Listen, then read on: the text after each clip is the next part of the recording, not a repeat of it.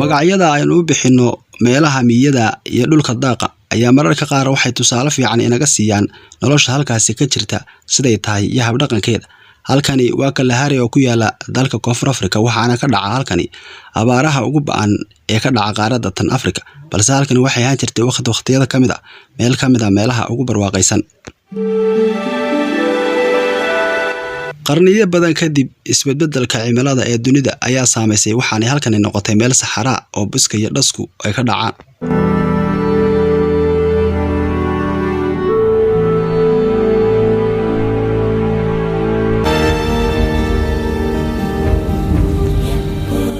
nolosha halkani waa Omos iyo Kaliilo. duurjoogta halkani ku nool waa qaar ay noloshu ku qasabtay inay la qabsadaan duruufaha ka jira halkan.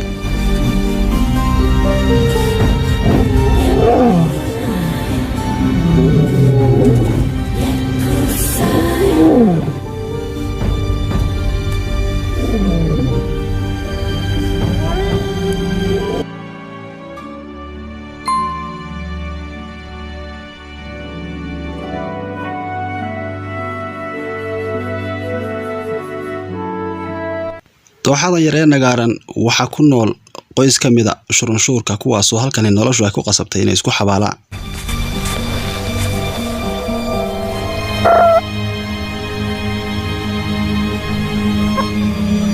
waa qaar aad iyo aad u adkaysi badan waxaanay ku nool yihiin oo ay joogaan inta badan halkani.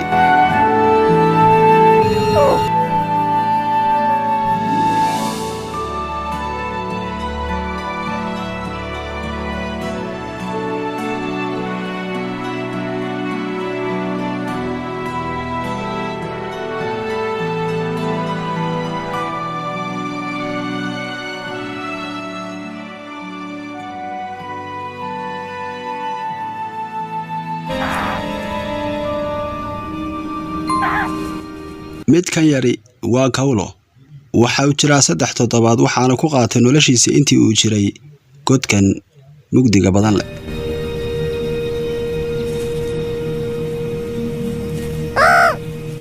waa markiisii ugu horeysay uu arkayo qoyskiisa inta kale. waa markuu baran lahaa sida makhluuqaadka yari isugu taagaan si dheer.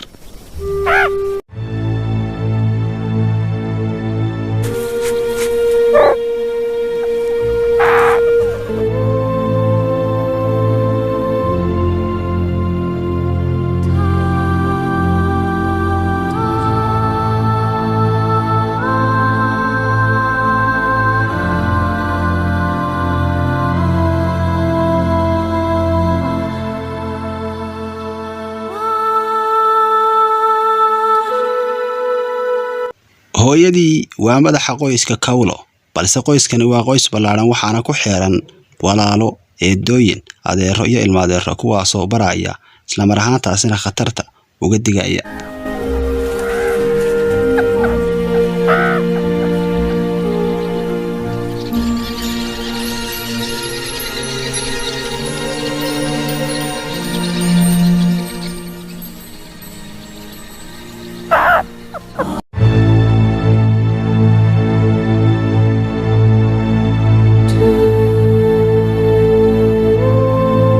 dhalashada walaalihii Kawlo waxay labalaabayaan qoyska tiradiisa.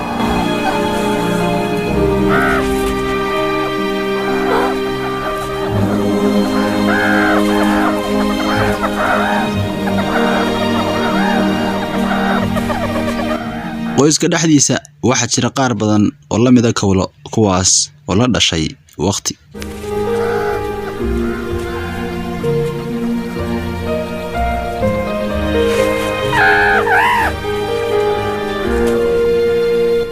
waxaa jira qaar ay walaalayeen oo ka waaweyn Kawlo kuwaas oo aad u daryeela,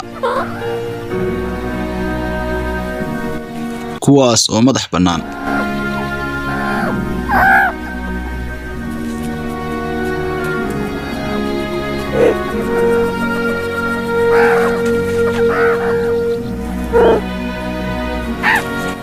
waa walaalkii oo jira 1 sano balse caqligiisu u dhigma mid 4 jira.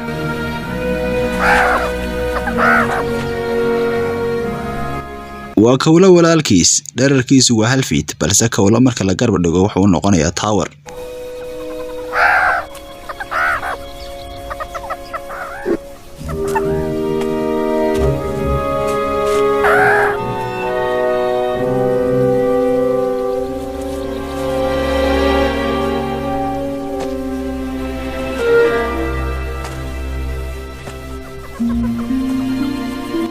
kawlo waa inuu bartaa inuu ku nool yahay dhulkii arxan laawayaasha.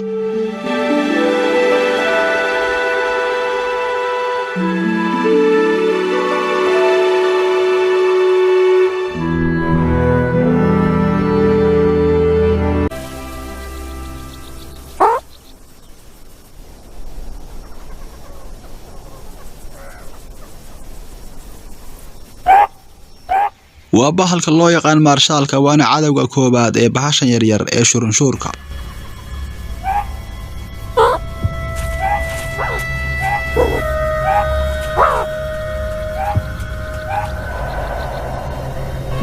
indhihiisu waa qaar cajaayib waana sida telescope-ka halista badan.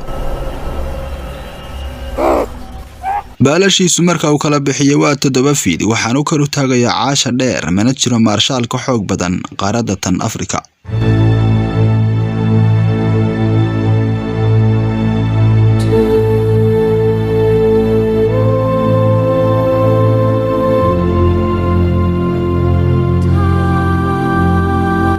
halkani waa cirifka ugu abaarta badan la Kalahari waxaana ku nool xayawaano aad u tareer isla mar ahaantaasina roobabka ka da'aa way yar yihiin.